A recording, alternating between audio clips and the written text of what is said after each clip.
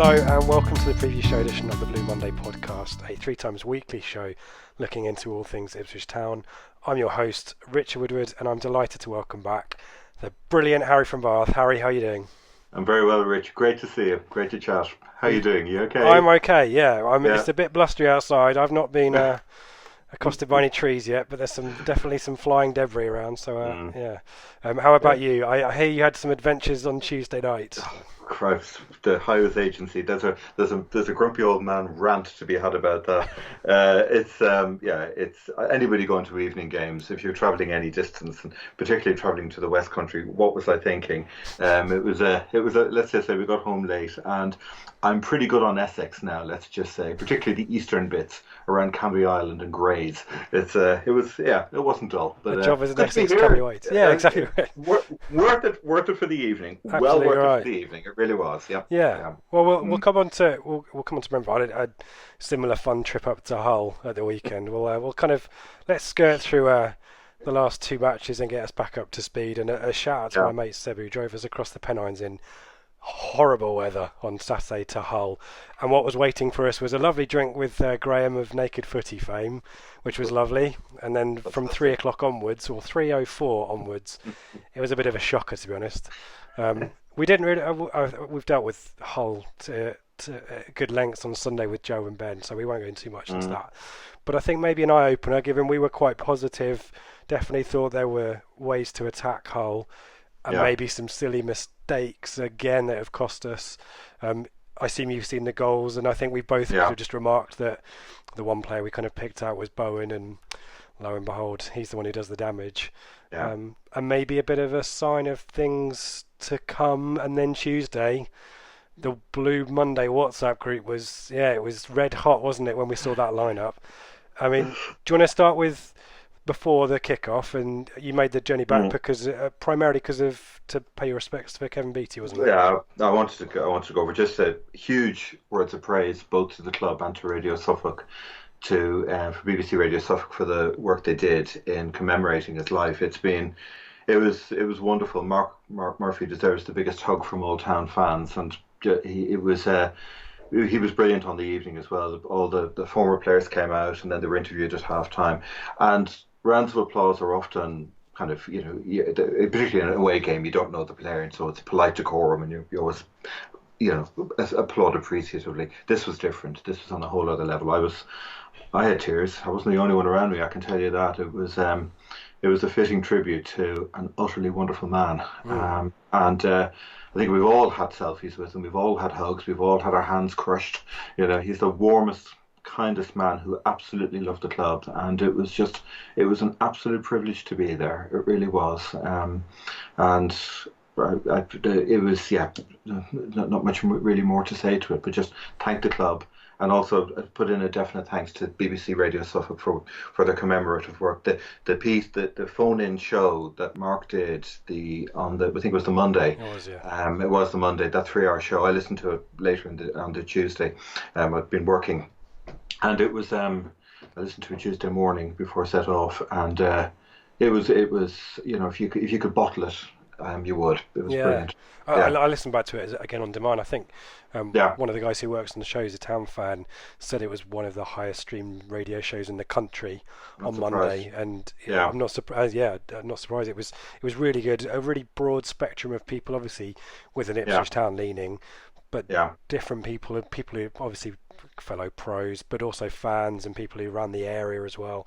It was really great, and I quite like the minute silence, but I also think that the Beat is the kind of person that probably would have loved the old round of applause. No, the applause was totally right. It was totally right. It really was. It was an absolute celebration, and just how utterly lucky we were to have him. Yeah, indeed.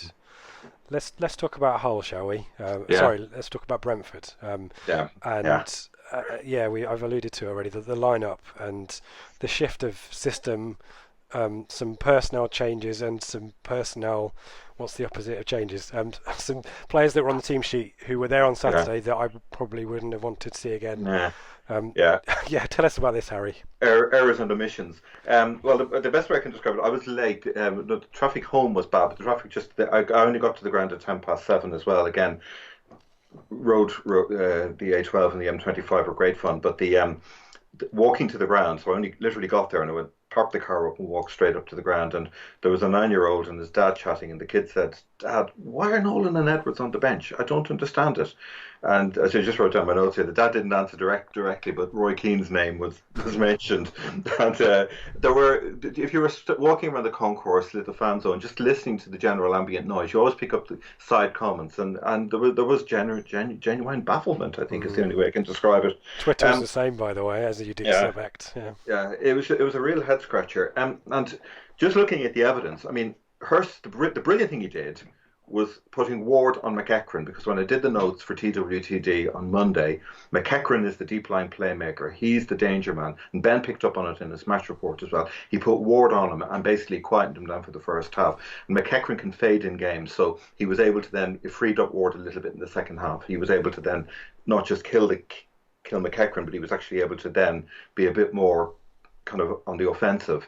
However, nullifying McEachran is one thing, but we all know this, I'll say it briefly, but leaving Donasian as a left wing back, Yeah. a right back, but against a team who are known for their wingers, it was, you could see it during the game. They were working it. You had Dalsgaard, you had Watkins, and every so often Ben Rama flicked over, so they all wanted to join in the party. It was like a wound that they were working all the time. And I did wonder. I mean, somebody said it, but I didn't see it happen in the game. I was in the co-op, and I got a pretty good seat looking down, just to one side of halfway, and I wondered even why they couldn't have moved one of the strikers out, Harrison out left, say, because it was clear. The other thing that was very clear in the first half as well was that Jackson was having a great time giving what was a fairly decent Brentford backline right going over. He was doing a Walters job. He was just into them. He was crashing into them, just pressing them, harassing them. He was brilliant. He was just like a battering ram with them. It was brilliant to watch. He really led the line well, and I just felt. I know Brentford are good. The defenders can bring the ball out, but that to me was less of a threat than Dalsgaard hammering up alongside Watkins. And I just felt that would have worked. I think if he'd taken that approach. And obviously, and the other obvious question is. Spence and not Eden or Kenlock. Kenlock. I remember he was a left wing back at Villa away in that famous 1-0 win, one of Chambers' greatest ever games defensively, the way he marshalled a makeshift back line. Yeah. There was Kenlock and he had Knudsen as a left-sided centre back, and he was perfectly fine. He can do it. Kenlock has an attacking side to his game. Pop him in, he would have done just as good job, and have Donasian on the other side. Sorry, rant beginning. It just the other problem then was, it's fine to talk about the personnel and the shape, but the other problem in the first half was the disposition of our play, where you had players that were misreading runs, they were habitually turning backwards, which is what players do when they lack confidence, and they were pausing. We also there were a few hesitations. Same against Hull. The killer ball was on. Yeah. It's just this. Yeah.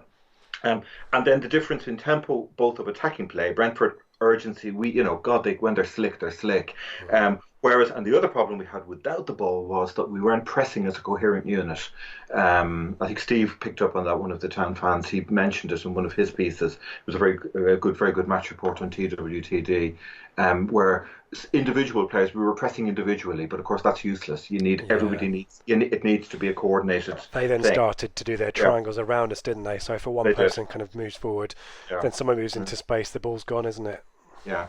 But that said, the booing before halftime, the players, if any of them are listening to this, or if any of the playing staff, I don't think the fans were booing the players. They were booing the system. The players were giving everything. There was nobody hiding. They were wholehearted. They were doing what they could, but it was the imperfections were manifest in the model that they were trying to play to. It just screamed of men against boys, didn't it? Or a team with its well-oiled is the phrase that we keep hearing. But they absolutely were. Ben texted that. Ben said that in his post-match report the first half, and I actually texted my partner at home here in Bath to say they were the exact words I used. That said, the second half then suddenly the model changed, and it was industry, it was effort. Once they took McEachran off, that made a big difference, because him and McLeod are the two. Now, McLeod can't play 3 games in a week, so that's why he was rested. Their final midfield trio was McEachran, Yenneris, and Judge, who are all industrious, but they're not necessarily that creative. And I felt you could see the pendulum starting to swing. And by the end of the game, they were happy to get out of there with a point. But bit like the Norwich game, I think you said when we were chatting before we started recording, that you could see the pendulum suddenly kind of swing across. And there was only one team who was going to win at the end, but it was effort and heart for us in the second half. Definitely, we just felt enough is enough. Let's just take the game to them. And with this change of shape and everybody, let's just stick with the model that we know works. Yeah, it felt like we were going back to something familiar, and obviously the first half was just too experimental. I can understand it, and we'll come on to Bolton in a minute, and I think they did a similar. They moved to a 3 or a 5, didn't they, against Borough, and that had similar results. Although I don't think they changed it, but I think long term, I think Hurst said today that he's probably got the personnel to do it. But you just think we haven't won a game yet, and as you say, the kind of confidence isn't there. Players don't really know their roles too much. You've changed against Norwich, changed it back against Hull, changed it back against Brentford, then that second half gone back to something more familiar. It reeks a little bit of, you mentioned Keane, I'm thinking Paul Jewell, I'm thinking square pegs in round holes, left backs at right back and right backs at left back and so on. And I mean, we've obviously had a few questions, a few bits and pieces about Mr. Hurst, and we'll come back to him at the end.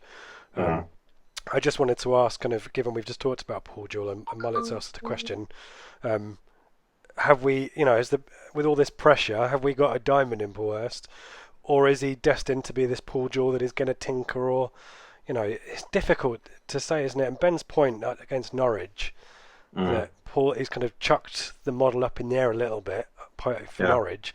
You could argue it worked because we got the point. But has it just totally removed all the progression that we're starting to build since day one against Blackburn? What's your thoughts there?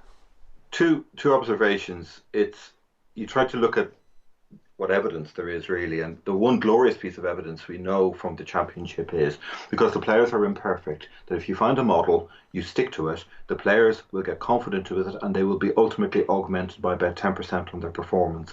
That can get you promoted. And it doesn't matter what the model is, as long as you know what it is and you stick to it, it will work. Holloway did it with his way of playing at Blackpool, 4-3-3. Allardyce did it in a completely different way. As long as you have a coherent way of playing, Wolves did it last year with a lovely 3-4-3. Mick did it, yes, exactly. You have to have a model of play, and players grow in confidence. It becomes intuitive. It becomes second nature. And Hurst nearly did it last year with Shrewsbury, and that's why I think that's the head scratcher. Is he overthinking it? I do think there is one other thing. I picked up on this in the Brentford press conference where he talked about the pre one. He talked about that not being a huge difference between managing at League One or lower league level and the Championship. And I would gently beg to differ. If I've misheard that, I apologise. But I'm pretty certain that's what he said. And to me, at Championship level, you have players with strong track records. It's not just even big egos, but they have self-belief. They have ways of knowing how to play. And I think it's different if you've brought a team up. If you look at Millwall or Sheffield United, but there is that collegiate nature, and you're just we're carrying on the next, or Eddie Howe at Bournemouth, the next chapter in the adventure. But when you inherit a team, as I say, I think you've got to understand that people, and it goes right the way through, even more and more again, the further up you go into the Premier League and at Champions League level, you're dealing with players who have actually got a track record of achievement, and you need to work with that. But I don't know. The jury's out at the moment. It is, and we made exactly the same points on Sunday about maybe a bit of humility and realising that you're a level up. And as you say, the players you're dealing with as well. The one player that probably you could argue is the most hard done by is the 3 times Player of the Year who went to the World Cup. Arguably, probably one of our highest earners as well. And the way that he's kind of been. I'm not slagging off Gherkin, who's come in and done pretty well. But those are the kind of decisions that maybe attract a bit of attention and maybe put you under pressure. But definitely the jury's still out. And as we've probably said for the last few weeks, a real opportunity for a winnable game on Saturday against opponents Bolton. So that seems a good time to make we're making the trip back to Portman Road. Are we making that on Saturday? Yes. Let's chat Bolton. So a really great start for Bolton. A really surprising, almost Ipswich Town last season-esque start. Absolutely. And then the last two games, particularly against QPR at home, I don't know if that's QPR coming into a bit of form because they won again against Millwall in midweek, didn't they? Mm. But two defeats, nevertheless. A bit of rotation going on, and unfortunately, quite and sadly, quite a lot of upheaval off the pitch as well. It's sad news Yeah, about Stephen Darby this week, and obviously thoughts with his family as he kind of battles yeah, a really serious illness, and obviously benefactor owner passed away as well. And I think fortunately, his kind of one of his last acts was to save the club financially for a while as well. So quite a lot going on at Bolton, and yeah, these results. I think Mark's asked a question around this. Is all this stuff off the pitch influencing on the pitch, or is this kind of a sign of Bolton maybe regressing to where we would probably expect them to be, which is bottom half, I think. yeah. Um, yeah. I think you've pretty much nailed it all there, Rich, in the sense that the off-field issues aren't affecting things on the field. I mean, poor old Stephen Darby. He was, I think it's motor neuron disease. Yeah. He's been diagnosed with, which is heartbreaking. And Eddie Davis, bless him, he bankrolled the club, and that 5 million he put in to stop the administration was a kind of one last very affectionate gesture. I don't think that's affected anything on the pitch. I think it hasn't helped. It certainly hasn't helped the mood music for them. But it certainly they've got 1 point from 12, and I think your analogy with our start last season under Mick, they got off to a blistering start, which was excellent. A lot of it's based on good away form, actually, and I think we'll come on and talk about it when we look at the tactics. I have a feeling there's a little bit of we're talking about a team who like to play on the counter away from home. We'll come on to that. But they are better than last year. They feel the squad is better than last year. And as you say, probably a regression to the mean. A good lower league table team, maybe mid-table, with if there's no injuries and everybody clicks, maybe a bit of a look at the playoff in March or something like that. But that's where they would view themselves. Last year was getting up and getting established and surviving. Only just as well, wasn't it? Exactly, yeah. And then this year, well, I mean, after the wretched start they had, I mean, their start last year isn't a million miles away from our start this year. So yeah, I think it was 2 points from 10, mind you, but something like that. It was wow. that would not quite there take, for us. no, that would take some going. Yeah. Oh, so I think you know what you're going to get from Phil Parkinson, don't you? And Yeah. I would probably assume you mentioned the counter-attacking style there. That doesn't necessarily surprise me with Parky, but it's a squad similar to Hull. I'll make the same comment that we made about Hull, that the first 11. There's a bit of makeshift about it, but there are some solid names in there, isn't it? And maybe it's the point actually I think I made about Birmingham City, that a pretty solid first 11, and then you get beyond into the subs bench and beyond, and there's not a huge amount of strength and depth there. I'm looking kind of through the squad, and you've got the likes of Ben Alnick in goal, who's solid at this level. Wheater, who's been around for ages. Gary O'Neill. Then you've got, you mentioned before we started as well, wingers. They've got some decent championship options there. I quite like McGuinness up front as well. So it's not kind of as makeshift a team as maybe we assumed for Hull, but certainly one where a few injuries here and there, and maybe they're back in trouble, and the transfer issues as well. Yeah. Stalwarts. Yes. How old is Gary O'Neill? He's got to be mid-30s, isn't he? Is he 35? Same with Wheater, I'd say. Yeah, Wheater is 31. Yeah, no, but exactly. These players, I think they've been going on for forever almost. They really you imagine that. On Parkinson, interestingly, he has to be fair, he's got a balanced squad. So if somebody drops out, he has got a like for like replacement, generally speaking. He's managed to do that. It's just a question of quality, but he's working a bit like Hull. He's cutting his cloth. Most teams, to be fair, unless you've got parachute money or a mad owner who ignores FFP, most of them we're all playing the same game in a way. We're just thinking, okay, how can we work what we've got cleverly? I mean, Brentford are doing it brilliantly, as we know, but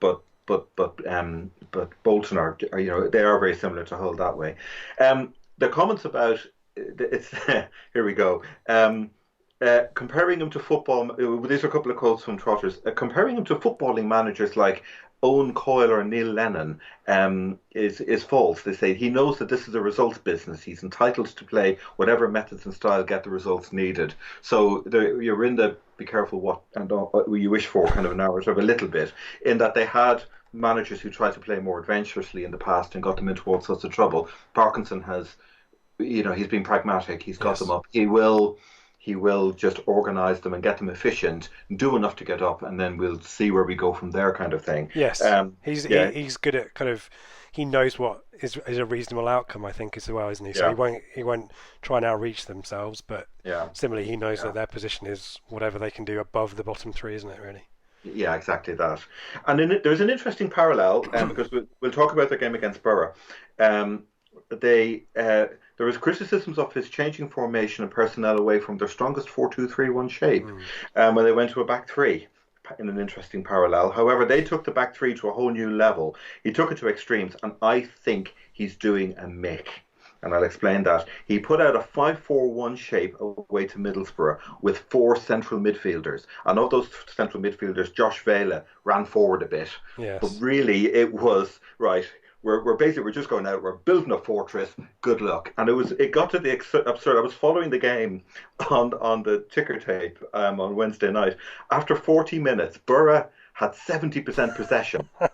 Borough, Tony Pulis, 70%. Pure football. It's kind of like a weird experiment. And Bolton had no shots at this stage. They came into it in the second half, but it was just like, what sort of weird thing is going on here? And my suspicion is this team is out of character with what he's been doing all season. He generally plays with wingers. He plays with one up front. He'll have one player who may not be a creative playmaker, Brentford style, but who will try and link play or get forward and be a bit industrious. But the fact that he didn't play any of those, I mean, you looked at who was on the bench. It was players like Noon. It was Donaldson. He kept a lot of his more. He could have put a few more attacking players on, but he deliberately held them all back. And I have a feeling it was a bit like, I think Joe mentioned it during the week about what Mick did at Cardiff last year. Team, yeah. Yeah, let's just bear in mind as well, they're in Bolton. They've got the fixture computer's been hellish. They've had to go up to Middlesbrough and then down to Ipswich, and that's a Wednesday to a Saturday as well.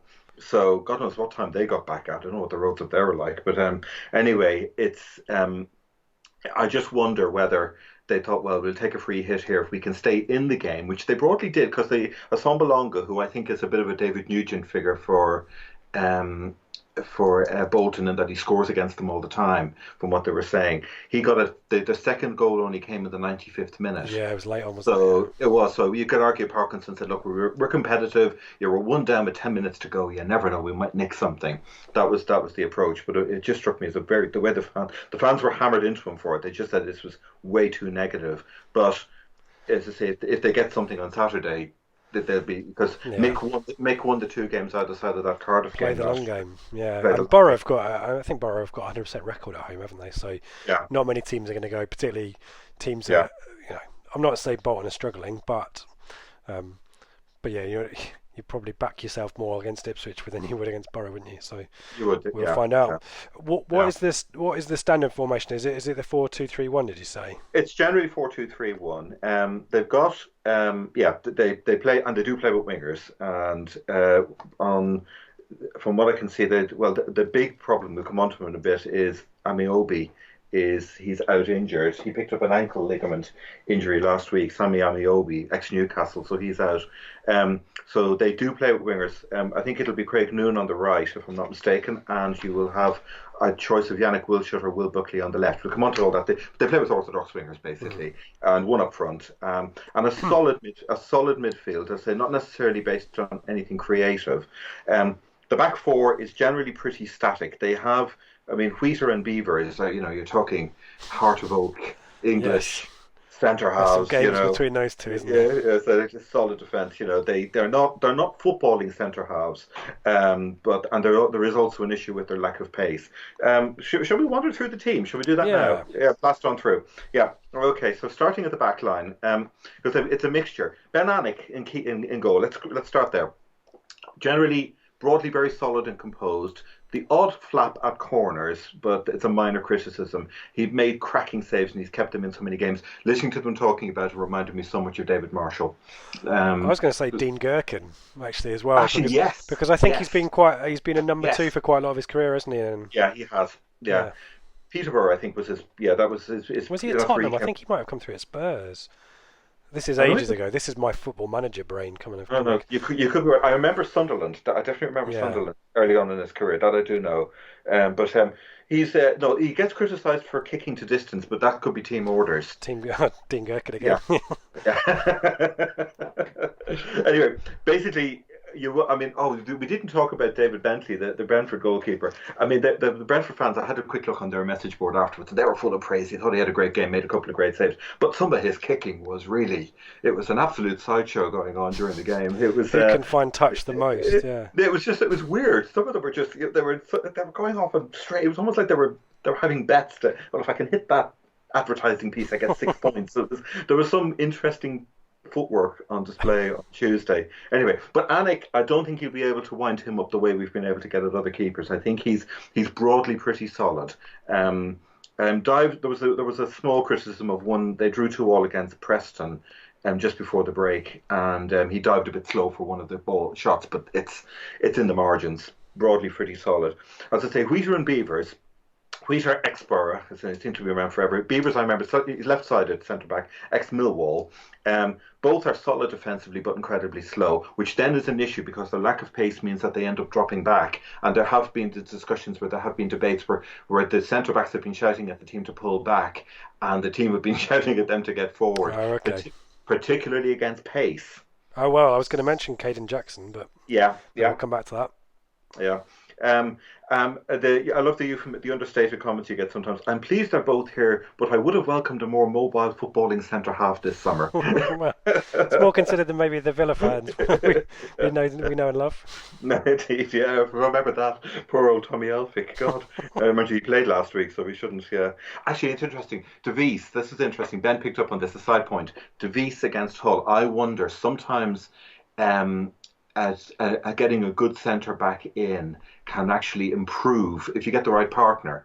And I wonder with Devis suddenly having an experienced hand like Elphick beside him, will suddenly have raised his game. Perhaps, just a small side point. Yeah. Just because it was interesting that having an old hand there who's done it could actually give that balance goes that way too.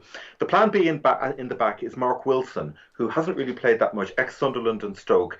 He's not particularly fast, but he has got good passing and distribution. He's played in the League Cup match. I think they lost to Leeds, but then he came on. Jack Hobbs got injured. He was the other centre half. He got pulled off after a half an hour with an injury, and Mark Wilson came on. So he can pass and distribute, but I think he'll be on the bench. The full backs are interesting, and again you've got a strong right back, and you've got more fun on the other side. The right back is very strong. Pavel Olkowski. He came from FC Cologne in July, and he was a great foil for Amiobi when he's been fit. They've been raving about this guy, the Polish lad, the Poland international. He's head and shoulders above the rest of the team at the moment. He's quick. He's strong in the tackle. He's good on the ball. His decision making is good. He's composed. He times his tackles well. Not necessarily a massive overlapping. He's not like Odebajo or one of those fullbacks like the Fulham's last year who kind of goes for the corner flag. But he is rock solid. Generally, the defence, they were saying, the back four generally is quite static. They're not necessarily. Their object is to stable foundation basically. Yeah. But this guy they love, and they reckon. He will be gone next summer, and he'll be gone if not to a Premier League team, to probably a wealthier Championship team. Oh. They can see him going up. He's they can't believe they've got him, to be quite honest. They really sing his praises. On the other side, things are less confident. Jonathan Grounds, on loan from Birmingham, and he had a pretty poor game. Against Middlesbrough, but some of they've been pretty scathing. He is probably one of the better footballing defenders they've got, but his positioning and his general defensive work is weak. Can someone teach him the basics of defending? He may as well go back to his old job of standing in the field and scaring birds. Wow. Wow. There we Fans say go. about their own team. There you go. So that is, and the other problem they've got is that with Olkowski being pretty solid, teams generally, if you're going to find a Yes, weakness in you'll the go down there. defence, Yeah, that's the wound. That's where you'll go for, and they've been yeah. doing that. The player who might come back, he's missed the last two games with injury, and I couldn't nail down what the injury was, is a guy called Andrew Taylor. Who is he's got actually got quite a good track record. He played for Wigan, Borough, and Cardiff, 32. He's not physically great, but he's not an attacking fullback, but he's defensively solid first and foremost. Lack of pace. This one of them said he was as slow as a boat. He's not great at play. Basically, he's one of those players. Keep an eye on his winger and give it simple. That's Mm. really his job. Feels like So one of these championship stalwarts. It feels like this is a yeah, team full of those. I, yeah, I it think, is. I think I know. I've heard of him. I've heard of Grounds as well. Yeah, But yeah, I mean, that's quite. The right back is a new name for me. I'll be honest, but that is yeah. pretty stable championship back line, wouldn't you say? It is, yeah. It's pretty solid. Their big strength and depth is actually in central midfield. They have a range of options, and there is one character who anybody going to the game, Portman Road, we'll come on to him in a few minutes. They've got one personality, let's just say, who is worth watching out for. But we'll do the two holding midfielders, Gary O'Neill, who you've mentioned earlier, and Jason Lowe, industry, lots of it, running their socks off, covering every blade of grass. O'Neill is very, very good. He did make one awful rick Howler for against Borough, wasn't it? for it was Back pass, exactly, wasn't it? I think yeah, was, yeah. He kind of, yeah, ex and Norwich as that, well, so he'll get a good yes. welcome. Well, one of them said about him, they said he's 35, but I want him carbon dated. They think he's 24. He did a brilliant game in the game against Preston just before the break. It was an away game. It was a derby, and he was brilliant. He's one, they say, gluing the midfield together. He's that type of defender. Bristol City fans liked him as well, but I think he lacked the dynamism for what they're now trying to do. So he's, in that sense, he's in a perfect role. I wouldn't say he's a net sitter, I but was going he's to one of say, those. has he moved further back down the pitch? Because I always thought he Yeah. was an attacking midfielder. Mm. So he's No, obviously.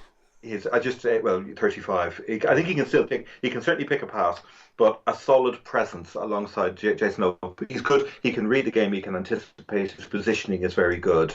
Um, I think that's pretty much the role he plays now. He just kind of, it's about balance. Midfield is always about balance, and I think that's where he is. He'll pop up in the right place at the right time. He can read the game well.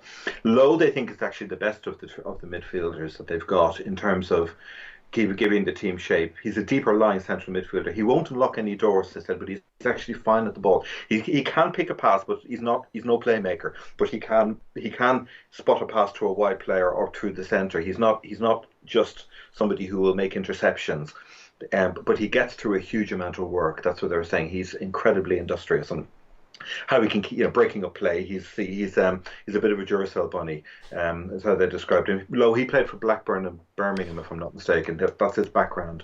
But again, another 27, another stalwart. Hmm. The interesting character, and they played this three for the last group of games. So I think Parkinson has settled on this. Is a young gentleman by the name of Joe Williams. Now, Williams is a 21-year-old loanee from Everton, and he's worth watching out for. He gives them some legs in midfield. He's a feisty character into the opposition from the first minute. He drives the team on with a constant vocal presence on the pitch. And one of them said this lovely phrase. They said, "We have missed a right horrible footballer in the middle of the park." He's got energetic, he gets stuck in, and he can pick a pass. He's a bit of a wind-up merchant as well, and there was a little contretemps at the end of the derby against Preston, when one of them was saying it was great, it was a 2-2 draw, we came back from 2 down, and there was a 22-man brawl at the end. It was brilliant stuff. That's what you pay I your love money that. for. That's what you pay your money for. I love that because everybody has to get indignant. So, oh, this is terrible, this is really awful. But in fact, I was going, oh, wasn't it? Were you there? Did you see it? It's like ice Did hockey. you, That's what you go for. You don't go for the hockey, do you? exactly, a game might break out. You never know. But apparently, Williams was in the thick of this. That's all I'll say. They said they can see him getting a lot of opposition players sent off. And that's He's high one of praise the, for a 21-year-old. But what you were saying about yeah, him being vocal yeah, presence as well. yeah. No, he's. I think he can turn when things are going bad. He can turn into a kind of slightly mouthy character who can kind of he can drop the mood of the team. And certainly in the game against Middlesbrough, were one or two criticisms in that sense that it might tip into frustration. But we'll see. He's one of those. I think he likes to play. He plays on the edge, definitely, but he definitely what he gives the midfield is urgency. He gives them forward momentum, definitely. That's what you get from him. Not necessarily in a creative way, but more in a very championship way, if that makes sense. Very, he's very physical. He's combative is the word I'd use Mm. actually. So they're the main three. Of the others, there's two worth mentioning. Josh Vela, who actually he played as the more forward of the four central midfielders against Borough. But they drew a parallel with Forrest Gump in the sense that he runs like Forrest Gump. He never needs substitution. He just runs, and he never stops running around tirelessly. But he lacks creative nous. And he's a youth product. He's been with this team. He was when did he get there? He's 24 now, and he's been there since 2011. I remember picking him up on the notes, when Bolton were before they got relegated and came back up again. He's been there through a good few different regimes. We were linked with him, I think, at least a couple of times, I think. Oh, right. I didn't And know I think that. he can play. I think it was when he was I think he came through as a right back, probably an That's right, he attacking did. right back. And I think Yeah. I don't know if it was Mick and or Jewel, but I think certainly Mhm. two transfer windows in a row. I think we were looking at him, but it Yeah. sounds like he's quite a bit of a utility player. Can play anywhere up and down the right side. He can do. Obviously centrally now maybe as well. Yeah, but the problem is he does all of this, but to what purpose? He's not the one who said he's not making any goal scoring runs, so he does it. He's busy, Yeah. but is he? Is he was ineffective as the link against Borough? And the question they're beginning to wonder is, will he ever get there now? Is at that level? At He was 24, brilliant. yeah. Yeah, he was brilliant in League One. Apparently, he was absolutely brilliant in League One, but he could be one of those who falls between the two stools. Um, the other major centre midfielder. There's a little quick one-liner on one other one because there's almost like a little "where has he gone" section where you come across the name and think, oh God, that's where he's ended up. But the one player who's also quite promising, and he's more, I wouldn't say he's a playmaker, but he's more of a link-up player with nice touches and clever passes. And he would be a bench option. Is a guy called Erhun Otsumer. He came from Walsall in June. Good against winning tight games against deeper defences. He's a different type of player to the other midfielders, and he's a midfielder with a key. Not necessarily a high quality one, but he's the type of player who can pick a defence and thread a pass through. But they tend to generally use him as a bench option rather than as someone to start a game when there's more space for him to play with. And obviously as well, coming from Walsall, he's still cutting his teeth in the championship. Mm-hmm. They think he's one of those players that will grow as the season goes on. They can see him playing a more prominent role. If they were to reconfigure it and maybe use Williams in a more box to box role, you could then have an out and out sitter like Lowe, Williams, and Otsumer up front. Linking with the strikers. How old is he? Is he quite young? No, he's not. He's 27 actually. Okay. He's not a kid, but he's obviously he's blossomed and but they do rate him. And the other player who seems to have disappeared off the radar, but he may come back yet. You never know. Is Luke Murphy, who the ex-Crewe and Leeds player who joined them in August. Now there is a question mark around match fitness and has he adjusted to the style of play because he was a late addition to the team. Few of our players, they had an absolute stinker. The thing they're worried about Bolton, before the international break, they had a home game against Sheffield United. They were beaten 3-0, and they weren't just beaten, they were hammered 3-0. It was an absolute confidence breaker for them. And they've only picked up 1 point in 12, including that game. So have we been found out kind of narrative running along as well. Murphy played in that game and he was struggling, and the word lazy came up from several players. He just wasn't. He was anonymous in the midfield. The Sheffield United's midfield, if you remember, is probably their strongest part of their field. Their team. They've got a very strong heartbeat, and but it was a bit of a no-show from him. So I don't think we'll see him, but he's worth mentioning as well. So that's the central midfield. As I say, I'd say it'll be O'Neill and Lowe probably sitting in is the two, and then you'll have Williams playing more, but not as a geometric playmaker, but playing beautiful passes, more as kind of industrially, running around a bit. bringing them forward basically. Yeah. Okay. So onto the wingers. Mm-hmm. Okay, I think we got our ex-Norwich friend who ex-Wigan Norwich who gave Chambers nightmares. Is he there? Yeah, he is indeed. Mr. Wilshire. And who else? You mentioned. Did we talk about Wilshire in a minute? Because I missed that Wigan game. Apparently, there was a game with it was a away game in the fog, I think. It was, and he apparently he gave us hell that night. I He remember did. thinking, "Oh my lord, he's a proper He prospect." also had a pretty decent game, if I recall. In is it the 1-0 when Madison scored? Because I think he Yes, played. He's definitely played in the home derby game as well. he did. He was him and Madison. They were the two problems we had Because it that was game. Spence at right back, wasn't it, as well? Yeah, I it mean, was. Yeah, yeah. They were. He was prominent. Sometimes it could be just the way the game falls out. I remember that now. He was because we all Madison was the big news, but Wilshere actually was a very good foil for him. hmm. He really was. He's been. It's the you're going to hear this with all three wingers because they say missing Amiobi is a huge loss, but the other three they've got, they're it's the classic winger thing, inconsistency. There's a worry with him. They wonder whether confidence is an issue with him. He did make just as O'Neill made one criminal pass to give away a Middlesbrough goal, just as equally Wilshere made one criminal pass before the break to set up the Preston goal, and his pace is fantastic. He gives them a threat that way, but he can be infuriating, as some of them have said that. He's inconsistent. They said at the Preston game, had he got his feet on the wrong, had he got his shoe boots on the wrong feet. Some of them think he's trying too hard to impress, that he's trying to rebuild his confidence because they felt things didn't work out well for him at Norwich. But another person, this is an interesting because this was a Palace thing when they had their two wingers under Friedman and then Holloway. Under Holloway, rather than playing a ball to the winger to run forward with it, he would play the ball in front of the winger to run on to. Hmm. And I think Wilshere, that's what they feel he needs. Rather than playing the ball to him on the halfway line and get him to run with it, you want to play the ball ahead of him so that he can actually Yeah, attack it. I think If that's that what makes Houlihan was doing. I think he was playing Yeah, those crossfield balls. I think maybe the yeah. goal came from that. The Madison goal, I think maybe, or maybe Mm. I'm making that up. But I definitely recall Houlihan was pinging crossfield balls in the Yeah. direction of Wilshere in that game You against could see us. you could see that doing well. And actually, it was one of those things. And now that you say that, they were talking about Otsumer. They felt that that's the kind of thing he could do for the wingers, and particularly for Wilshere. One Wanderers fan actually specifically said that having a good midfielder who can pick a pass could be the thing to release Wilshere. So, but playing it to him on the halfway line, he suddenly gets caught up in traffic Mm. and he struggles a bit more. It feels like he's one for a foot race, doesn't it, with a fullback maybe? Yeah.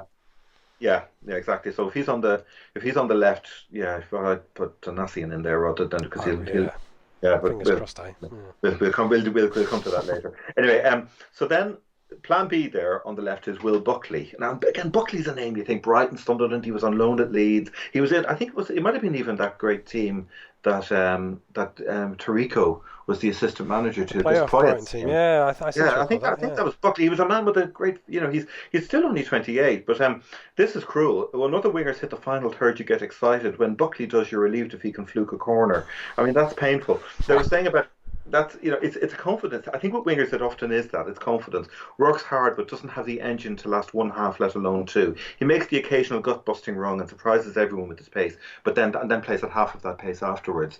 He's he's very much a bench option, and that's how they've been using him. I don't think he's actually started. Just looking down the list here, he's been pretty much used. Yeah, he was a substitute. He started against Sheffield United, actually, to be fair, but he hasn't been seen since. He's disappeared. He's disappeared off the team. On the right wing with Amiobi, you've got Craig Noon, Ex and Cardiff, I yeah, think. ex Cardiff and Brighton. That's right. It's funny. I laughed when I read what the Bolton fans were saying. They said he's okay, but because Cardiff fans used to say this, he can't play football if there's an opponent within 6 yards of him. He's one of those players. If you give him time and space, he can be brilliant. But once you complicate it with an opponent, it kind of it causes a problem. Curse the opposition, yeah. Curse exactly. That was Sartre's great comment, wasn't it? But he said Noon. He does have energy, which often goes herring off in the wrong direction. Yeah, it's the classic winger thing: drive and desire and show, but no end product. One of them thought, and a few of them agreed with this, that he might actually make a better full back. That actually coming from deep, it could be better. But with Amiobi not playing, he's pretty much nailed on to go in. I would have thought Knudsen would have had enough though to deal with him, because if you complicate things for him and get on top of him, I don't think he's not going to be an Ollie Watkins, put it that way. If we do go, assuming we play with the back four on Saturday. So that's the three wingers that they've got. As you can see, all great names: Wilshere, Buckley, Noon. We've come across them before. We know them all, but they're not. The reality of them at the moment is not quite what they would like it to be. which moves us on to the three strikers that they've got. And an interesting mix again. Yeah. And I don't think they're necessarily that strong in this area. They could do it probably more depth. The bench option is Clayton Donaldson. And when has he? I don't think he's actually looking at him. Yeah, he has. He started. He was substitute against Reading, substitute against Birmingham, substitute against Sheffield United. Has he got off the mark yet? I seem to recall him scoring quite early on, but maybe I made that up. No, you could be right. I can't. That I don't know. So he's into his 30s now as well, isn't he? And yeah, he's Birmingham 34. and 34. Birmingham, Brentford, and then for the year at Sheffield United. A handful who'll be able to hold the ball up and he can close games out. They used to have Aaron Wilbraham last year, and I think he's gone to Rochdale. He's gone to a lower league team, so they needed a bench option to replace Aaron Wilbraham, and that's what they big lumbering. Man. But you say that, and that was a comment about Wilbraham, to be fair, more than Donaldson. No, that's fair. No, just sorry, because you see, everyone is man. He's an off-the-shoulder striker. Yeah. He's athletic and he can do that. He can hold the ball up, but he's actually more dangerous, almost in a kind of Jordan Rhodes, spin the ball in and he'll turn the defender and run with it. But very much given his age, a bench option. And used to close games out. I think that's how very much they would see him. He hasn't played since the Sheffield game, so I'd be amazed. Well, who knows what managers these days seem to be changing anything. But I'd be amazed if he starts. I could see him being on the bench and coming on, particularly if they're doing well, because he can, that last 20 minutes is what Wilbraham used to do. The prospect that they've brought in is a guy called Christian Doige, who has come on loan from Forest Green Rovers. I think it was a Dagger originally, played for Dagenham. And he's only played the once, which was, he came on loan with the view to it being made permanent in January. So he's, what date was it? It was August the 31st, so he's only there a few weeks. And he played on his own in the game against QPR. He's a prospect. He's got a bit of quality with his feet and looks lively. His movement is good, but he seems a bit lightweight. He's learning his trade, basically. Lots of movement winning the ball in the air, but he looks like he needs to get in the gym. He's a good long-term prospect. I don't think he'll start, but again, he's an option that they have. They might, if they wanted to play with two, if they wanted to switch to a two up front near the end or something, you might see Doige come in. But very much he's not a frontline striker. And the one player they have got is Josh McGuinness. He's had quite a good scoring start to his career for them. He has, yeah. No, they rate him. He's done really, really well, and they talk about him again, and he fits their model of play again. Because if just we were talking earlier about my brain's gone here. No, Joe Williams. That's right. Forgive me, Joe Williams, the Everton loanee, who's industrious, is muscular, etc. And they were saying about McGuinness, he competes with headers and wins most of them. God knows he's not the most skilled, but goodness knows do we need his muscle. He's a decent all-round player. He never stops running. It's the same narrative with all the players. He never stops running and using his pace to get us out of trouble. We're talking about a hard-working championship team here. Yeah. He's not. They did an interesting comparison. This is interesting to benchmark him. One of them drew an interesting parallel with Gary Medine, who we do remember. And they said, to compare him to Medine, they said he's not as strong with his back to goal or as good in the air, which are Medine's real strengths if you think about it, but he is more mobile and he fits our system well, whereas Medine would often play for himself. McGuinness is very much a team player and he's looking to bring players in, and he's more, he's a little bit more rounded in that sense. But they are worried. One of them said if he gets injured or loses his shooting boots, it could be a horrible season.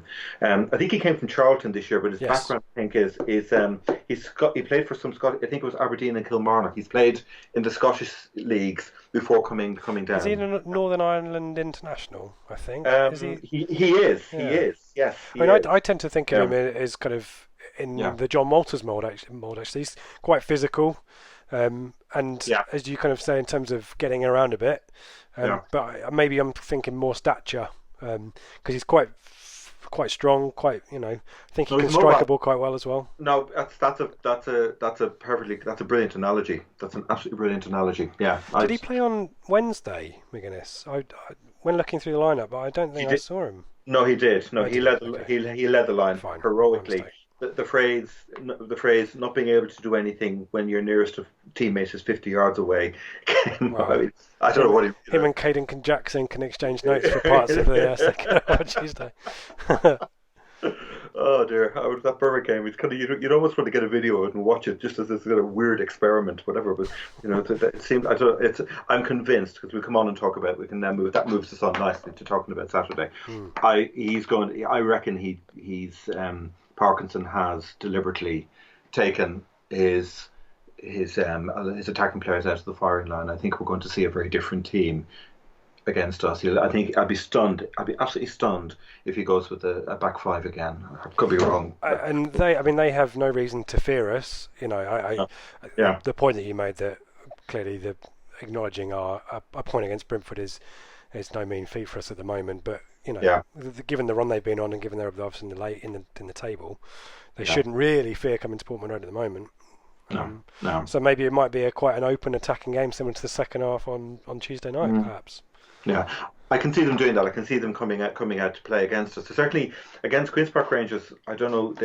I think they were the loss of Amiobi has unbalanced them, and I think he came off in that game with an injury, which I think did throw them a little bit. I think they were, you're set up to play one way, you lose your key player, and then suddenly, oh my, it did seem to it affected their shape, and certainly and Queens Park Rangers have been very clever. They've just brought in Naki Wells, particularly.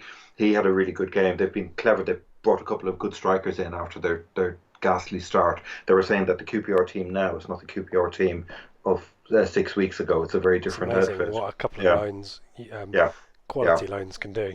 Yeah, exactly. Should we try and navigate our way through the Ipswich team then for Saturday? Yeah. There's a couple of key decisions to be made, not least at centre back. Let's work on the basis that we're not going to try the same formation that we started on Tuesday with, for now. Would you bring back Enciala? And if so, who would you dispose of out of Chambers and Pennington? I probably wouldn't actually.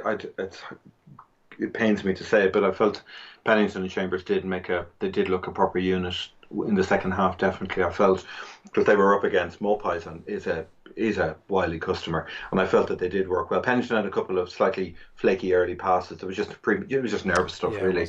But once he settled down, he was fine. We were getting more. Benrahma was busy and noisy, but I felt we were getting more. There was more going on the other flank than on his. I felt that. I felt that his side of the pitch was pretty solid. So I think I'd stick with Pennington and Chambers myself. I think Enciala as well will benefit from being used by being introduced gradually over time. I think throwing him in the way we did was an absolute baptism of fire. Yeah, it was. Yeah. A jump up a league with no pre-season was tough. Moving up the pitch then, Cobob Massive asks us about Chalobah. The question is kind of better than our young players, more worthy of a start ahead of our own players. Maybe alluding to one Andre Dazelle perhaps there. I don't know, Cobob Massive.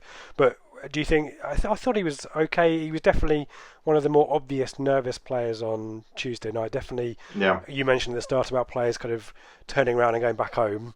Yeah. He did that quite a lot and also gave the ball away quite a lot. But would you start him on Saturday? I probably would actually. I'm trying to work out what sort of midfield you'd put out against him. I would be if he's encouraged to play on the front foot, because he does have a forward. Well, we saw the cross. It's the old Rolls Royce and the L plates. The L plates with the turning back. Because I spotted that, it was almost like a nervous tick. But you don't realise by turning back, like poor old Flynn Downs did, you can actually turn back into even more trouble. Yes. Sometimes a hopeful, a sort of a slightly flaky through ball isn't the worst thing in the world. He, given that cross that he played to Jackson, it's those flashes. We know he's inconsistent, but when he has flashes of like that, you think, he could be the player who can actually unlock a defence. He was brilliant, as I say, in the Exeter game, but then he was playing a lower level of opponent. But I felt he grew in the game, and I felt if in the 4-2-3 one in the second half we saw the more confident side of Chalobah rather than in the first half, because a lot of those nervous passes and the failure to capitalise were, if memory serves me right, were happening in the first half. So if we stay with the same shape, then Scouse, Chalobah, Nolan would be the thing to do. I don't see any need to change the team that finished the Yeah, game, yeah, ignoring the yeah, subs perhaps. yeah, It seemed I thought Grant Ward grew into the game quite well, and yeah, he's kind of on my list because I think sometimes he flatters to deceive. But actually, I thought, as you say, he put in a lot of running yeah, in the first half, and in the second half he put in different type of running and actually scared yeah. them quite a bit. I think He attacking them did. down the left hand side, and he swapped with Edwards, and we've spoken about Edwards being able to play on either side as well. I quite like that setup, and then being Yeah, able to swap round. yeah. So that might be a way to go. That could work. It, Ward is versatile. That can tip into being utility player and not being good at anything. And he was very poor in the Exeter game going back, but he was a transform player. He had a very specific brief in the first half. It was clear, and he was one of those players who came out of the first half with a lot of credit because he was busy, he was industrious, and you could see. I felt anyway that he was imposing his personality on the game to some degree. But yeah, no, that would make sense. And also the Edwards on the left thing is interesting because this came up in a few discussions I've seen. It said, "Oh, didn't Edwards play on the left, Peterborough?" And And he likes to play there as well. I think he said he it's his does like favourite. it. I think Joe said it was. Yeah, Yeah, yeah. So that came up. That's what it was. It was on Monday. It was on the Monday show. Exactly. So there's a. That could work quite well. I suppose I don't know whether you'd flick them over or not, but Edwards on the left would be fine by me. Yeah, it's um.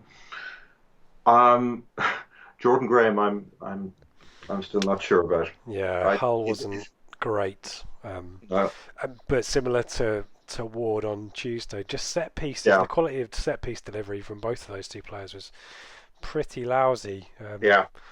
I don't know what we do about that, but maybe set pieces aren't how we get our threat. No, no, they were overhit. I remember at one stage we were winning free kick after free kick down our left in the second half, and I just said, whip it in, whip it Yeah. in. Just none of this. Don't float something in. Just whip the thing in. Because when we did, there were a couple of corner kicks that we had against Brentford, and there was mayhem going on in the Mm. box. There were proper scrambles. It was Oh good yeah, old, the crossbar yeah, and overhead yeah, kick yeah. thingy, and yeah. Yeah, it was, it was all, it was proper pinball. So I just whip the thing in, it's the old into the mixer and see what happens, because it sounds primitive, but it's better that than anything strange, languid or floated. Mm. So, yeah, it's, yeah, um, Up top the, then.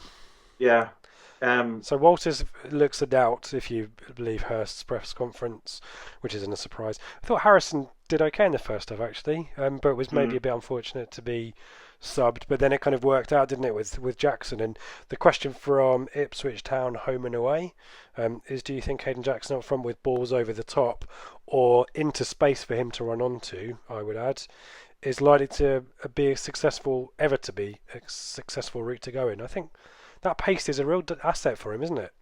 it is. To be fair, Brentford's back four. We were saying that before we recorded that their two centre backs are Mepham and Konza. They're only 20 years old. I mean, just think about that. And they've already lined up Jean-Pierre to come in on the basis that they think Mepham will be sold on for some mad amount of money. Brentford, you've got to give it to them. But they were a decent back four, and Jackson was more than able for them. He scored against them, and you could see in the first half he was a proper handful. So to me, Jackson leads the line. He'll just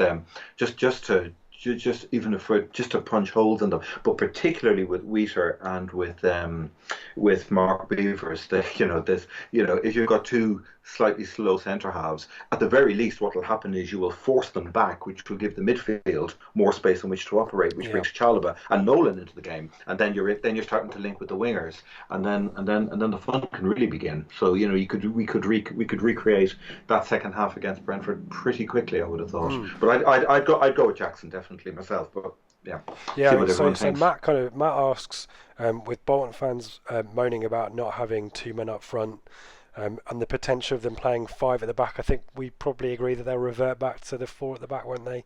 That was a I'd be Borough one-off, wasn't it? The five or Yeah, three at the back. I mean, if we're battering them, or if they've managed to get a one goal lead after 60 minutes or something like that, they may well. I mean, if you see Wilson coming on for a midfielder or whatever, you might see. Oh, here we go. It's the Alamo time. It's a dangerous game to play, though. It really is. Yeah, But he asks, is this the perfect opportunity to play Hurst's 4-2-3-1 with the fullbacks bombing on, a Yeah, very attacking central midfield, presumably Nolan, who I thought had a yeah, really good second half as well, to support yeah. Jackson. I think we agree with that, wouldn't we?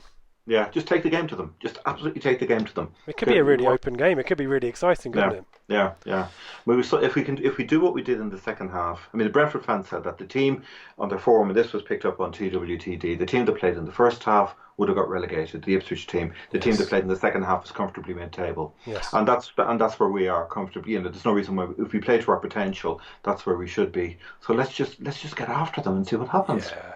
I think Mm, there's a few questions about Paul Hurst, and we've mentioned this at the start. So mm, to Firmsky and to Richard, I think we'll reserve judgment on Mr. Hurst for a while longer, if that's all right. But thank you for your questions. But yeah, I think Steve, our friend on TWT, Steve, sort of made the point. I think on Tuesday, straight after the game, you don't want to kind of wonder what might have been if you're Paul Hurst, and you know, we'll acknowledge the rumors briefly that there was a lot of chat on TWTD and Twitter, perhaps, of Evans thinking of his options if things stay the way they are.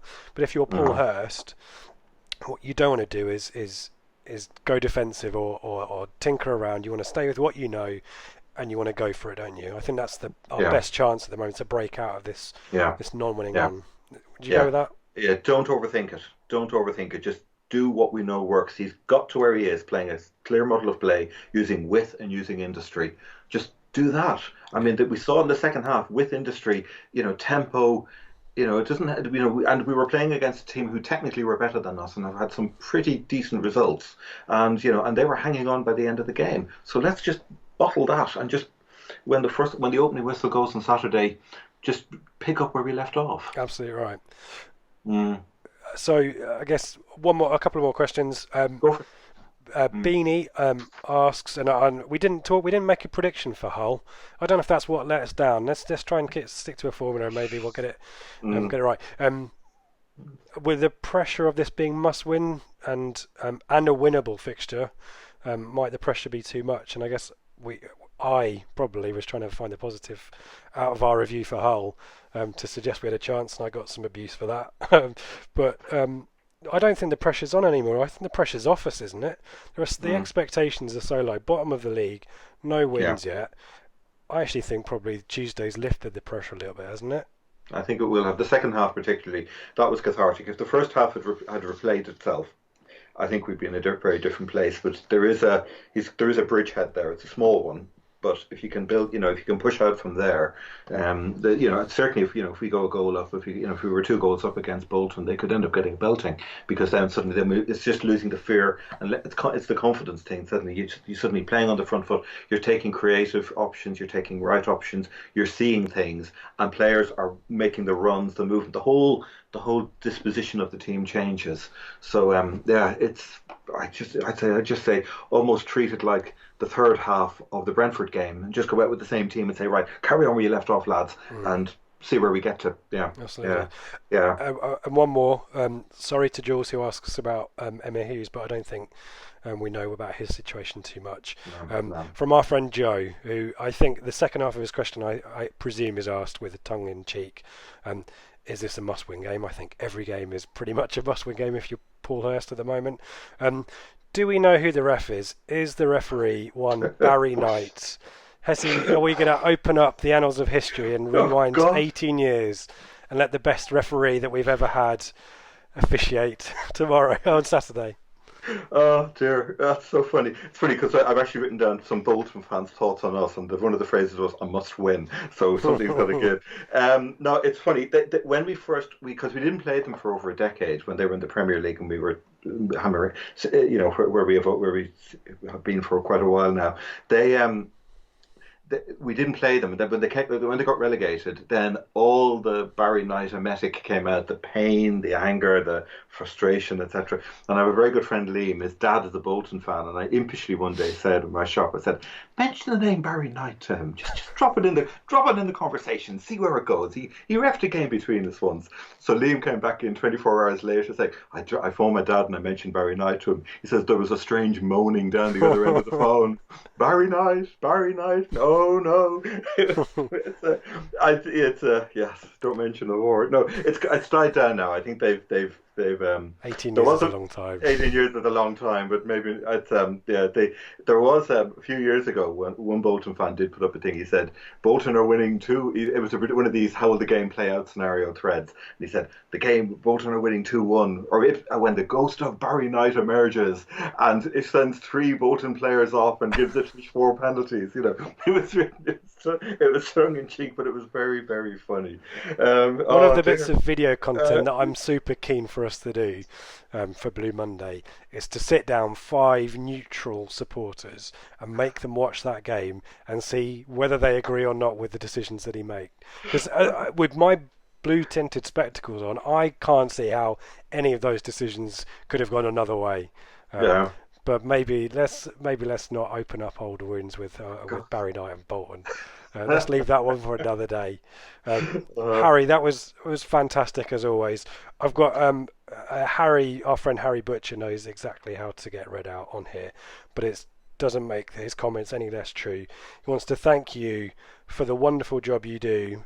He knows what's going to happen before he even goes to the game, and I think certainly I got the sense, perhaps I don't know if it was Mullet or someone else, I think we got chastised. And if he's watching, hello Phil Parkinson, but maybe we're giving too much away, Harry. Maybe we need to maybe chuck a few red herrings in there for next week so we don't get Mr. Hurst in trouble. But yeah, another fantastic job on Bolton. Thank you so much for that. Well, can you tell us where we can find your blogs and also all your stuff on Twitter? Well, the actual written preview with formations and videos of the recent games will go up on TWTD tomorrow. It's usually up by lunchtime, late morning lunchtime. I will also link it on my Twitter feed, which is at Harry from Bath, which you can find readily enough. Fantastic. So you can follow the channel at Blue Monday ITFC. You can follow me at Ipswich, Ben at Benjamin Bloom, Dave at David Diamond 3.